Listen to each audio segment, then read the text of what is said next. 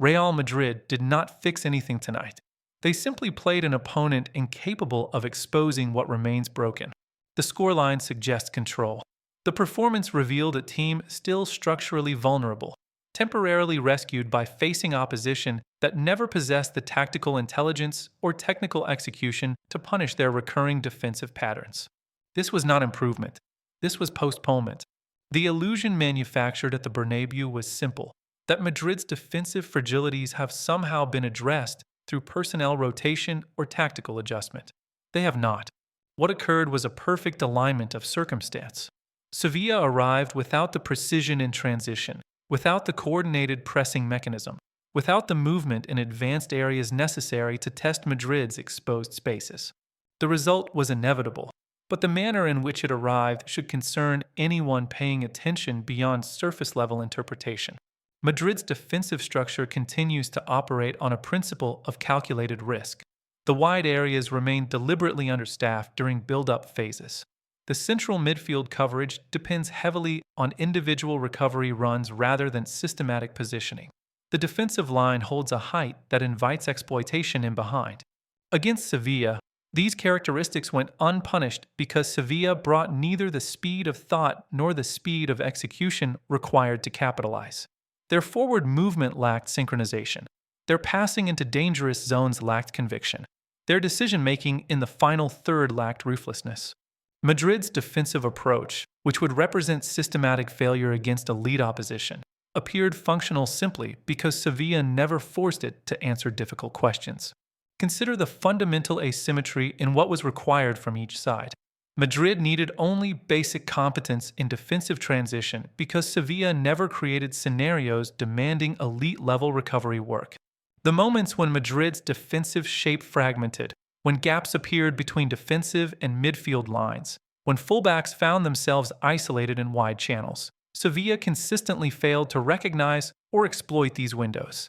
Not through bad luck, not through excellent Madrid defending, through technical limitation and tactical naivety. The opponent's inadequacy disguised the home side's persistent structural weaknesses. This creates a dangerous feedback loop. When defensive vulnerabilities go unexposed, they go unaddressed. The coaching staff receives false positive data. The players internalize a false sense of security. The tactical approach calcifies around patterns that work against limited opposition but catastrophically fail against sophisticated attackers. Sevilla provided the perfect laboratory for this delusion. Their pressing mechanism lacked coordination. Their attacking rotations lacked fluidity. Their exploitation of space lacked intent. Against such opposition, almost any defensive structure appears adequate. The psychology of this matters more than a tactical detail. Madrid's players will internalize this performance as validation. The defensive partnerships will believe themselves secure.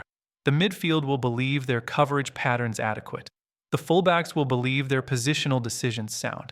None of these beliefs have been tested. All have been artificially reinforced by facing opposition incapable of challenging them. When Madrid next encounters attackers who move with purpose, who combine with precision, who recognize defensive disorganization in real time and exploit it immediately, the comfort built tonight will evaporate. The confidence generated here will become vulnerability. Sevilla's role in this illusion deserves examination.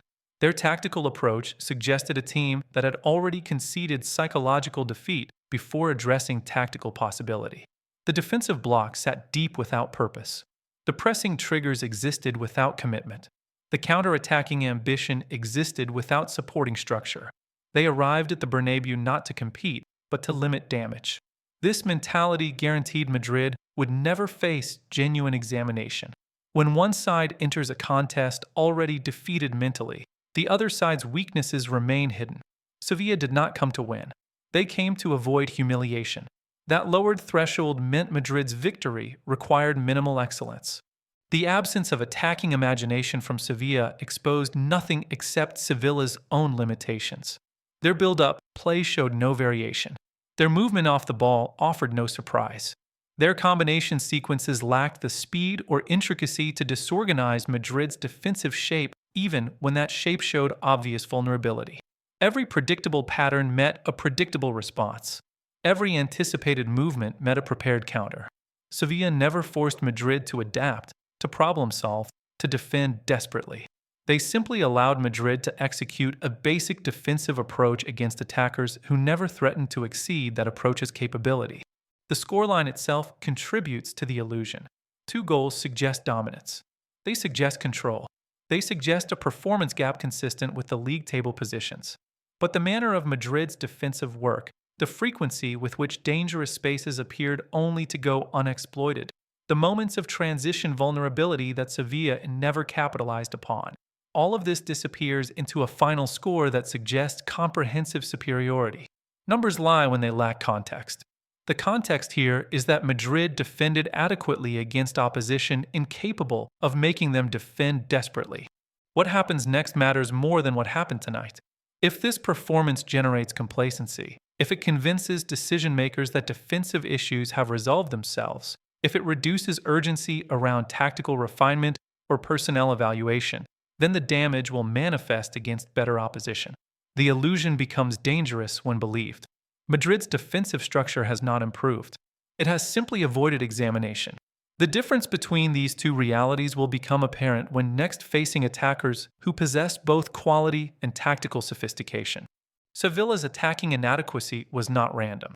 It stemmed from systematic flaws in their approach to games against superior opposition. The defensive mentality infected their offensive execution. The fear of conceding prevented the risk-taking necessary to create. Their forward players received the ball in positions already neutralized by conservative positioning. Their midfielders made passes already anticipated by Madrid's defensive structure. Everything about Sevilla's attacking approach was predictable, cautious, and ultimately ineffective. This granted Madrid the luxury of defending within their comfort zone. No improvisation required. No desperate recovery runs necessary. No last-ditch interventions needed. Just basic defensive work against basic attacking threat. The tactical habit Madrid avoided confronting tonight is their vulnerability to coordinated movement in advanced areas. When attackers interchange positions, when runs arrive from unexpected angles, when combination play occurs at speed in dangerous zones, Madrid's defensive structure struggles to maintain coherence. The spaces between their defensive and midfield lines become exploitable. The wide areas become isolated. The center backs face decisions they consistently make too slowly. None of this occurred tonight because Sevilla's attackers remained static, predictable, and easily marked. The problem still exists. It simply went untested. Consider what a lead opposition would have done with the same defensive scenarios Madrid presented. The moments when their defensive line held too high without adequate midfield screening. The transitions where fullbacks found themselves in advanced positions without support. The build-up phases where central defenders invited pressure without secure passing options. Better teams would have punished these moments immediately and repeatedly. Sevilla noticed none of them or lacked the technical quality to capitalize. This protected Madrid from confronting their ongoing defensive vulnerabilities. The psychological consequence of this victory extends beyond false confidence. It creates a reference point that misleads. When analyzing future performances, when evaluating tactical decisions, when assessing player suitability, this match will exist as data suggesting defensive competence. But the data is corrupted. The sample is flawed. The conclusion drawn from it will be inaccurate. Madrid did not defend well tonight in any absolute sense.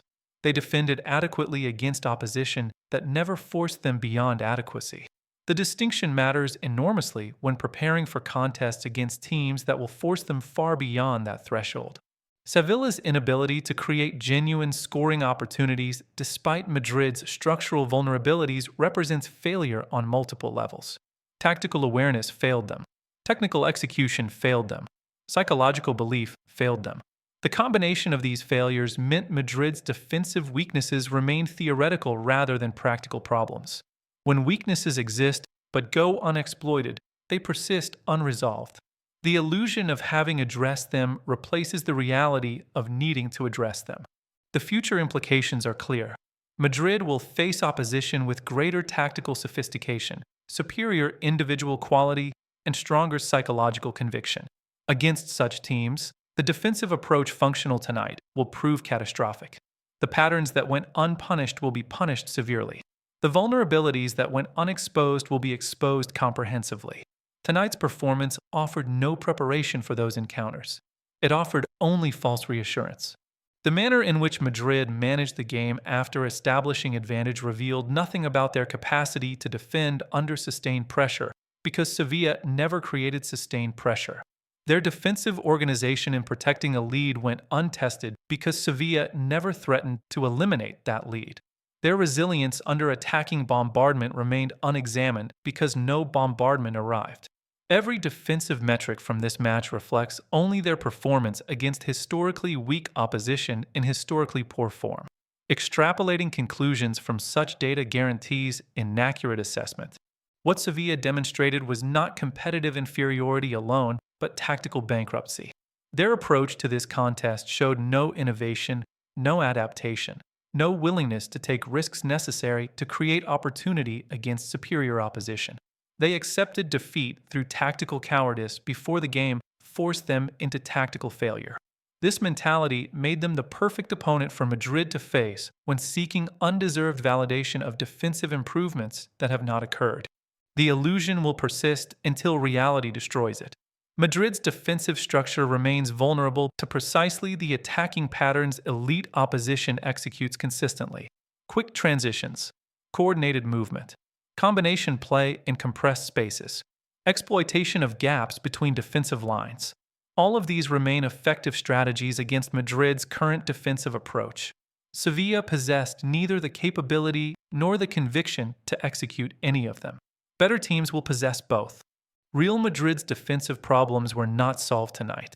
They were simply hidden by facing opposition too limited to expose them, and the comfort this generates will make their eventual reckoning against elite attackers more painful.